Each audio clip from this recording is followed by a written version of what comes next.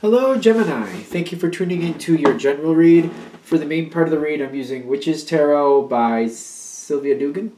Ellen Dugan. Ellen Dugan. Where am I getting Sylvia from? I don't know. Ellen Dugan. The Supportive Oracle Cards, Energy Oracle Cards by Sandra Ann Taylor. I wonder where the Sylvia thing's coming in. That's weird. Alright. Already shuffled. Let's go ahead and see what we got for Gemini.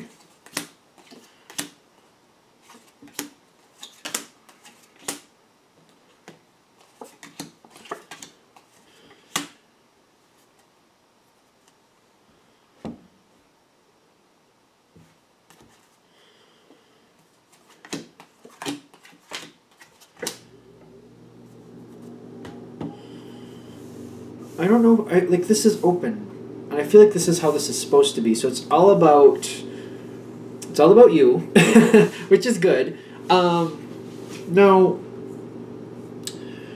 you're choosing is what I'm getting. You seem to be the point of choosing. And you've got the Page of Pentacles as you're coming into this situation, or this feeling, or this part of the situation. Might be part of the situation for you.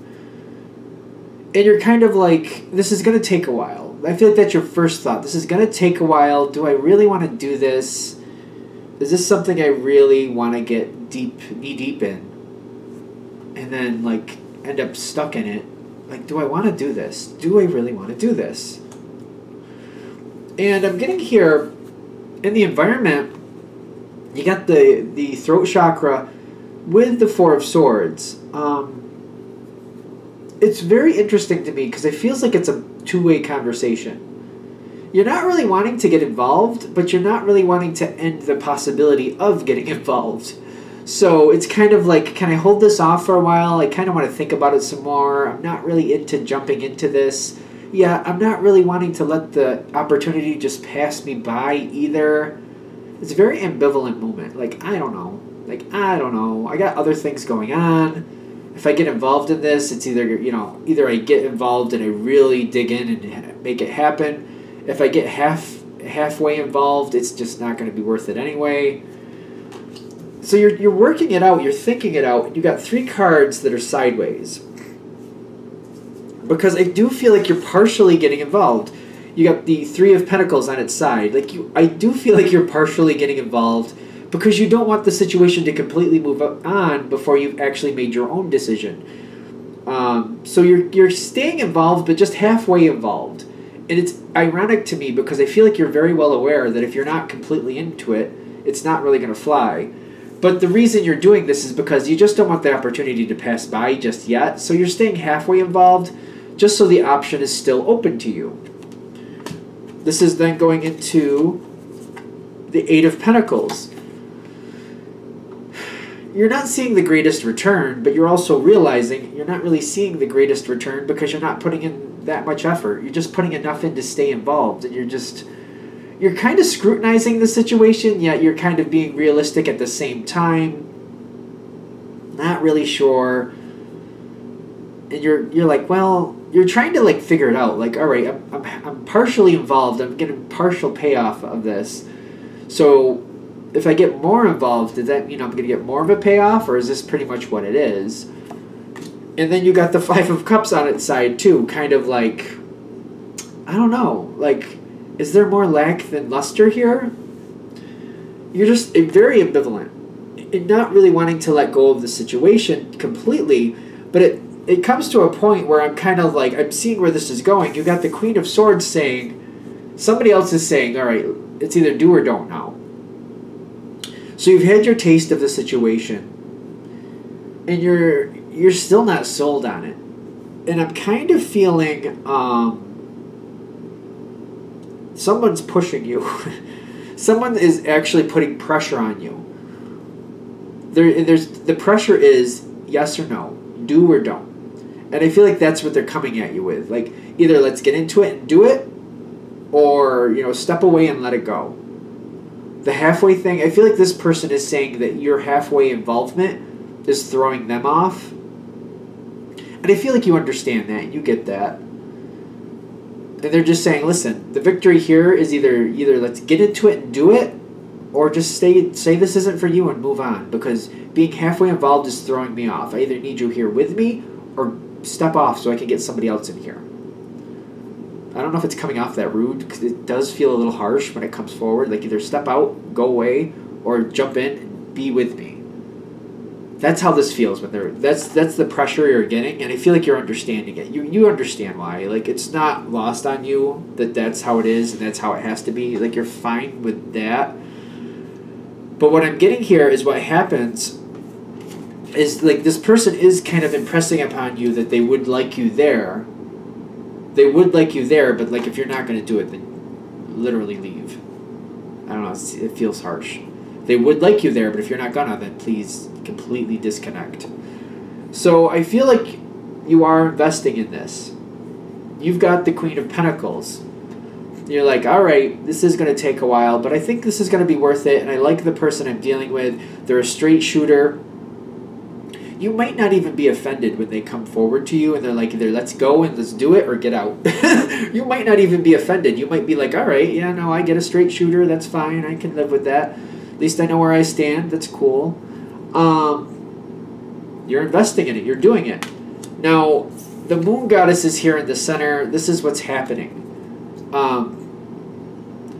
I feel like it's kind of like you're having that moon glow, moon madness. Like, it depends how you feel about moon madness. Sometimes people have a really good moment. You could have a really good date on a full moon, and then the next day it's just kind of like, what happened? It could be one of those moments, like when the moon is full, everything is great, everything is fun, everything is so mysterious. But when the moon goes on and the day comes back, sometimes the sunlight kind of illuminates what's really there is the thing. Because I feel like you're getting involved and you're kind of excited about it. And you're kind of like, yeah, no, I think this is a good idea.